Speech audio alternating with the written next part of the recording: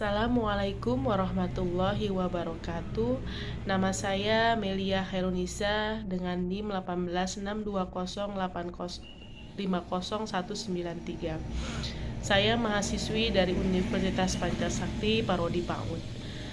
Kali ini saya akan menjelaskan mengenai mata kuliah bimbingan konseling yang bertepatan dengan layanan evaluasi dan tindak lanjut pada program bimbingan dan konseling untuk anak usia dini.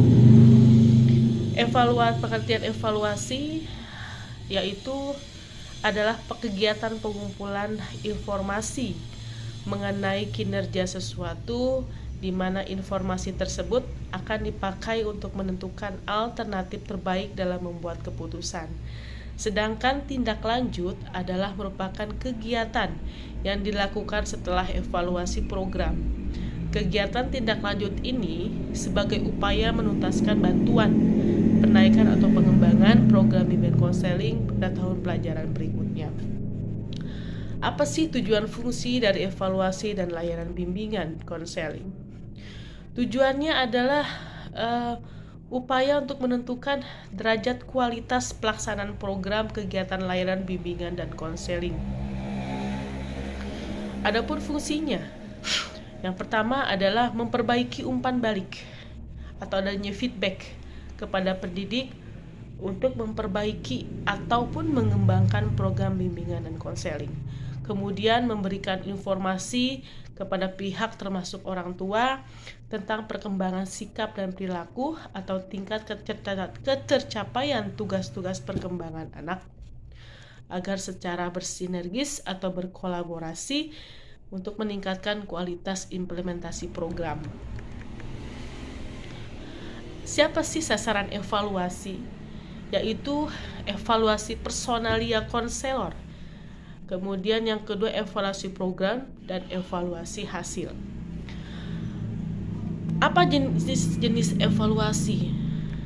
Yang pertama adalah evaluasi proses. Jadi kalau evaluasi proses ini di mana evaluasi program layanan bimbingan dan konselingnya itu dilaksanakan pada waktu kegiatan layanan bimbingan dan konseling. Yang dievaluasi itu terkait dengan kegiatan layanannya, kemudian strategi layanannya, serta hambatan yang dialami selama kegiatan. Sedangkan kalau evaluasi hasil, yaitu evaluasi terhadap hasil layanan sesuai dengan tujuan yang akan dicapai dalam layanan bimbingan dan konseling. Seberapa tingkat pemahaman anak dan orang tua terhadap layanan informasi yang dilakukan, seberapa perubahan perilaku anak setelah mendapatkan layanan bimbingan dan konseling. Bagaimana sih langkah-langkah pengevaluasian? Yang pertama adalah merumuskan data dari wawancara. Kemudian yang kedua, mengembangkan atau menyusun instrumen pengumpulan data. Yang ketiga, mengumpulkan dan menganalisis data untuk mengetahui program mana saja yang sudah atau belum terlaksana dan program apa saja yang sudah atau belum mencapai hasil. Yang keempat itu melakukan tindak lanjut baik dengan memperbaiki program yang kurang tepat maupun dengan pengembangan. Bagaimana teknik evaluasi? Ada beberapa teknik dalam evaluasi. Di antaranya adalah teknik non-tes, teknik yang tanpa menggunakan tes, yaitu dengan cara skala bertingkat, kuesioner atau pertanyaan, daftar cek atau checklist, wawancara, pengamatan observasi secara langsung, maupun dari riwayat hidup. Sedangkan kalau teknik tes, itu ada dengan menggunakan suatu alat atau prosedur yang sistematis dan objektif untuk memperoleh data-data atau keterangan yang diinginkan tentang seseorang dengan cara cepat dan tepat.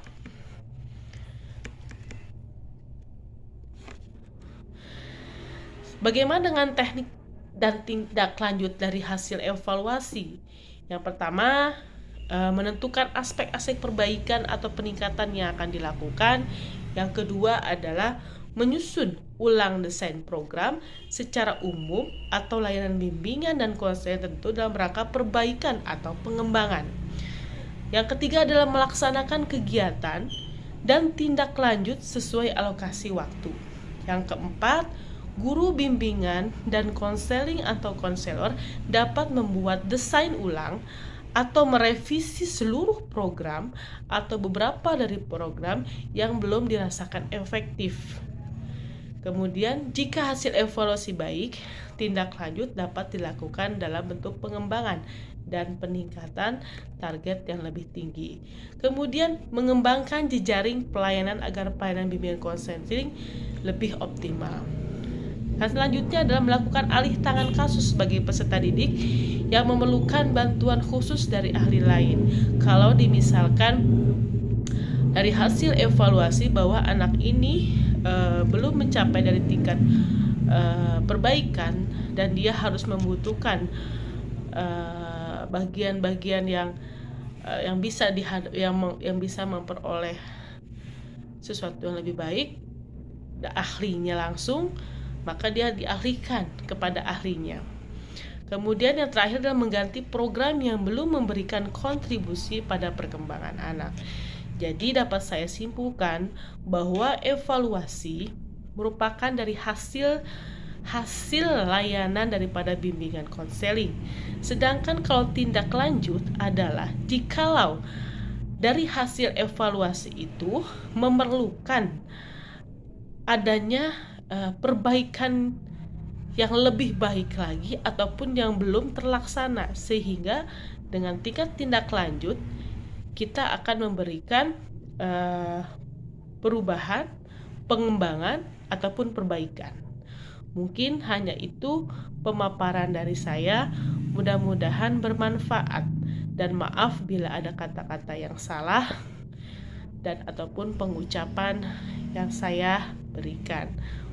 Assalamualaikum warahmatullahi wabarakatuh.